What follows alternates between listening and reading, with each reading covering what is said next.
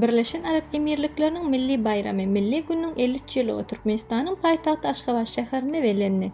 Paýtagtymyz Aşgabatyň iň owadan künjekleriniň birine ýerleşýän Ýyldız mehmanhanasynda guralan kabul edilşik dawrasyna Atawatan media topar hem gatnaşdy. Birleşen Arap Emirlikleriniň Türkmenistanyň gadatdan daşary we dowla ygtyýarly ilçisi Ahmet Alhay Alhaymeli tarapyndan guralan Birleşen Arap Emirlikleriniň milli günniň 53 ýyllyk dawrasyna Türkmenistanyň ministrler kabinetiniň başlygynyň ornbasary Daşary işler ministri Raşid Meredow gatnaşdy. Şeýle hem dawra gatnaşanlaryň hatarynda ýurtymyzdaky daşary ýurtlaryň ilçileri we köp sany mehmanlar bar. Dawranyň başynda Türkmenistanyň we Birleşen Arap Emirlikleriniň milli fenalary ýanglandy. Soňra Birleşen Arap Emirlikleriniň ilçisi Ahmet Alhay Alhaymeli çykyş etdi. Ol öz çykyşynda Birleşen Arap Emirlikleri bilen Türkmenistanyň arasyndaky gatnaşyklaryň elmydama ýokary işçilik bilen tapawutlanýanlygyny bellidi. Ol öz çykyşynda Birleşen Arap Emirlikleri bilen Türkmenistanyň arasyndaky gatnaşyklaryň elmydama ýokary işçilik bilen tapawutlanýanlygyny bellidi. Iki taraplaryň gatnaşyklar ähli derejelerde görülip eşdilmedik ösüşe eýe bolýar. Şeýlelik bilen 2024-nji ýylyň 1-nji ýarymynda iki ýurdun arasyndaky sowda dolanşygynyň möçberi 2023-nji ýyl bilen deňeşdirilenle 5,9 göterim ýokarlandy. Şol döwürde nebitdäl önümleriň sowdasynyň möçberi tahminan 1 milliard 300 milyon dollara barabar boldy.